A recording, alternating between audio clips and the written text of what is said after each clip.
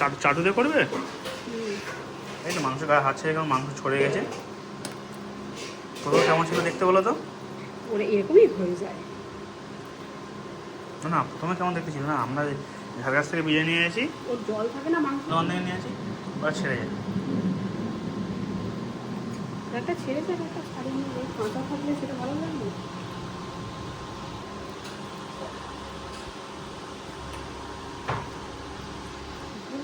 একদিকে আলু আর একদিকে মাংস দিন ভালো। ঠিক আছে, তুমি দোকান তোলো না, ঝোল দাও। এক্ষুনি নয়, দাঁড়াও। আলুর ঝোলটা দিয়ে দাও ওদের। না, আলুর ঝোলটাও নয়, কিছুটা তো তলায় দিয়ে দাও, গ্রেভিটা পুড়বে ধকধক করে, আলুর উপরে আসার পড়বে। সব দিও না, ভাতের সাথে দিতে হবে। ঘি, বিরিয়ানি মশলা কি দেবে দাও।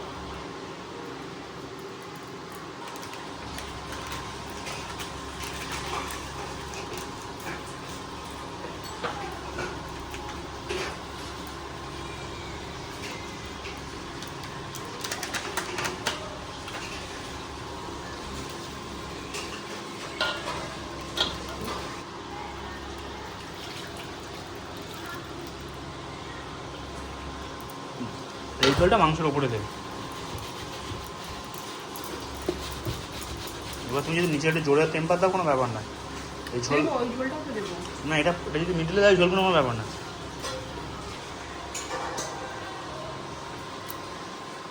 চান করাচ্ছে মানুষ, একটু আর্ধেক ভাত ঢেলে দাও, তুই চামচ চামচ তুলো না, একটু ঢেলে দাও, হয়ে যাবে, পারবে। আমি অল্প ধরো ধরো, একটু ধরো, ব্যাস ব্যাস ব্যাস ব্যাস ব্যাস। ওপরের ভাতগুলো তোমার চেক করে দেখছিলে না, ওই জন্য শক্ত দেখাচ্ছিল, তলার ভাত ভিতরের ভাত সিদ্ধ হচ্ছিল, বুঝলে? আরে ভাত ফোটেই জানো না, আরে তোমার ওই গ্যাসের কোনো টেম্পার নেই না, একদম টেম্পার নেই।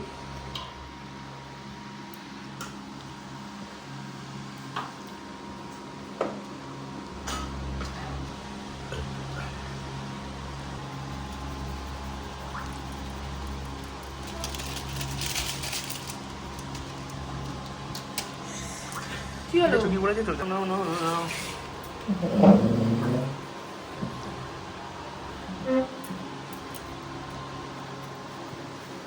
সব দিও না।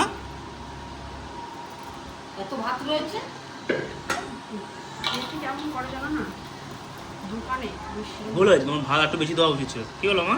হ্যাঁ, সব মাংস এখন ঢালা উচিত হয়নি, তার নিচে গ্রেভিতে হয়ে যেতে হবে।